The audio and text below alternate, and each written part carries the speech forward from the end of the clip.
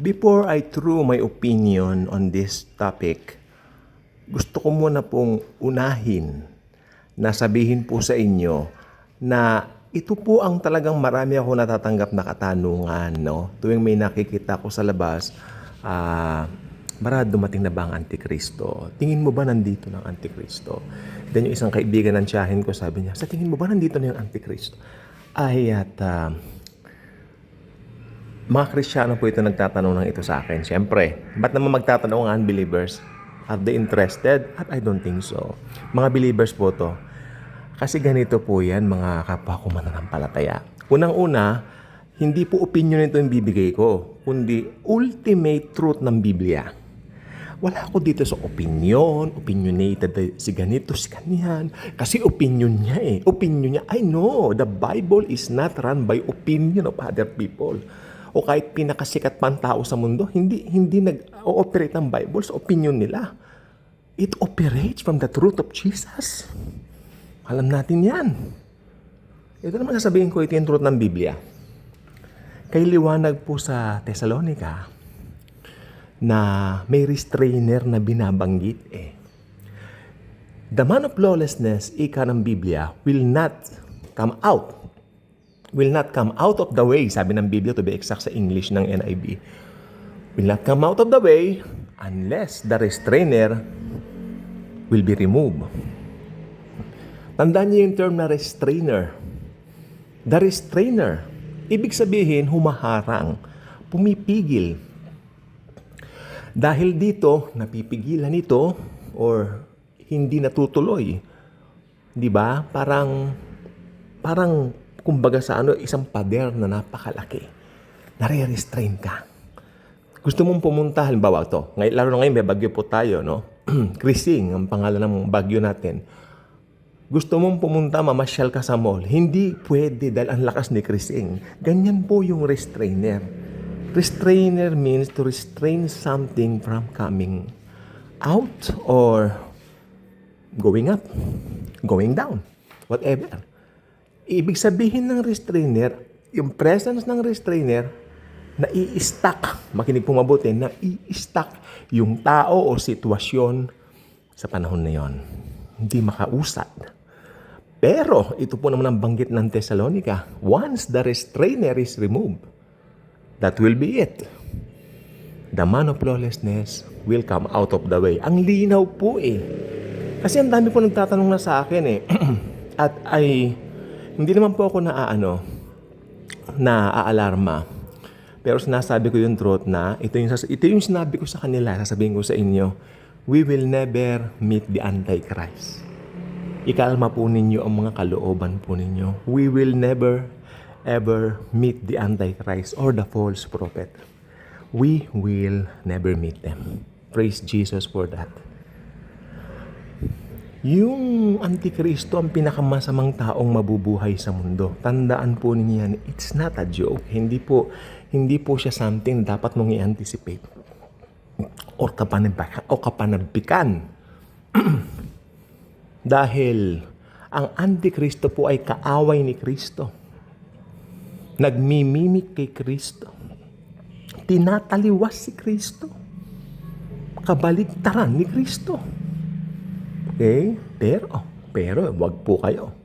Mandaraya pong talaga ang diablong si Satanas. Dahil kung meron pong Trinity, may Unholy Trinity. Sino yung Unholy Trinity ngayon? Teka, ibigay muna natin yung totoong Trinity. Siyempre, meron po tayong God the Father, God the Son, si Jesus Christ, and God the Holy Spirit na nakadwell sa bawat believer sa panahon ngayon. Thank you, Jesus.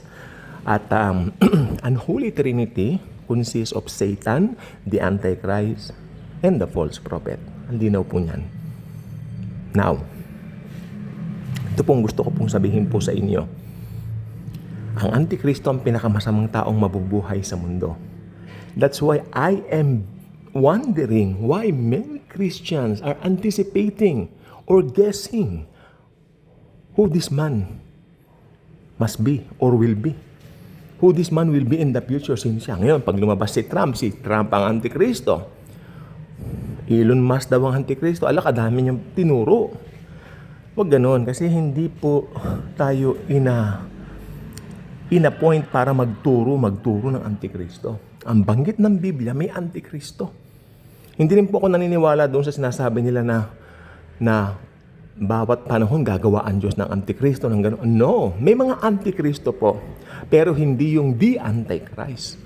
Iisa lang po ang the Antichrist, at yan po ay itinalaga na simula pa po nung una. See? Talagang tinalaga na siya para itapon doon sa dagat-dagatang apoy. Yan po ang gusto ko sabihin po sa inyo. I'm wondering why these Christians are asking me. My kapwa Kristiyano are asking me, palagi mo ba nandito yung Antikristo? Sa mga nangyayari daw sa mundo, yung ugali daw ng tao, nagbabago na, yung mundo raw ibang-iba na. Yes, ang hinulaan ng Bible dyan, mga sister, mga brothers kako. Sabi na ng Bible, talaga nag-iiba ang mundo. Pero yung tungkol sa Antikristo, maliwanag naman po kasi may banggit sa Thessalonica na yung restrainer hanggang din natatanggal, hindi lilitaw ito. So doon po tayo manangan. Doon po tayo mag-stay sa balwarte ng katotohanan ng Biblia. Huwag tayong aalis, huwag tayong liliko sa kanan, sa kaliwa, or harap-likod. Tayo po ay makakapagpahamak ng mga makikinig na walang alam sa Biblia. Paano pag nangaral ka? Sinabi mo ganito, ganyan. O, Antikristo ka nun. Maniniwala po sila. What will happen? What will happen? Mga Kristiyano, mas maganda po, kapwa ako mga kamananampalataya, we have to share the gospel of grace first. Okay? Kasi hindi natin business na mamit ang Antichrist. It's not our business anymore dahil ira-rapture po tayo bago dumating ang Antikristo. Pati na po yung bula ang propeta na yan. Alam po ba ninyo, nung lumabas po si Rab Shlomo Yehuda kay Dayanuka, way back 2022, that was also the year I got started for vlogging, no? Thank you Jesus for that. 3 taon na pala, almost 3 years na po sa biyaya ng Panginoong Jesus. Thank you Jesus. Sikat na sikat noon tong si Rab Shlomo Yehuda, aka Dayanuka. Dahil kasabayan po niyang lumabas yung mga red hyper. Tanda po ba ninyo yun? Mga red hyper. Tapos, may nagsabi pa, hindi lang daw natin alam yung location, tinatayo daw yung third temple somewhere. Okay. So, ang daming mga speculations during that time. Aminin ko po, I got hyped by that also. Because, yes, napakaganda nga naman. Nakalain mo, we will meet the Lord Jesus for the very first time. Sino po ba naman ang ayaw doon? Nakaganda pong topic, no, na aralin natin yan. Lalo tayong napalapit noon, nagbasa ng Bible. Yes, dahil ako inaral ko. Lalo, nabuhay ang interest ko sa eschatology, sa second coming ni Lord, yung rapture muna, tapos second coming. Inaral ko po ulit. Naaral ko na po ito sa loob ng matagal na panahon na nakakaraan sa Bible School. Nakailang Bible School na po ako dito. But sabi ko, parang wala naman kasi nangyari. Tagal naman. Ganyan po ang attitude ko dati. But you know what? Now, na-reform po ang isip ko. Nag-repent ako sa isip. Repentance mean metanoia, to change your mind. Nag-change ang mind ko na. Sandali, dapat pala pinapangaral itong Book of Revelation, itong end times eschatology. Dahil dumating po sa times na sabi ko, hindi pa naman papangalan kasi maguguluhan lang yung mga kapwa Kristiyano natin. Yun. So mali pala yun. No? Mas maguguluhan sila pag hindi mo pinangaral. Mas magiging mangmang sila pag hindi mo sinerang. Nakakalungkot pong isipin. Marami mga Kristiyano mangmang sa Revelation. Hindi nila alam ang Book of Revelation. Hindi nila pinag-aaralan ng end times. Makikita mo pinag-aaralan nila yung mga ewan ko, ayaw ko na magbanggit. We need to, sabi nga ni Dr. David Jeremiah, we need to study the Revelation. Yan din ang stand ni Pastor, the late Pastor John MacArthur. We need also to study the Book of Revelation. It's very important.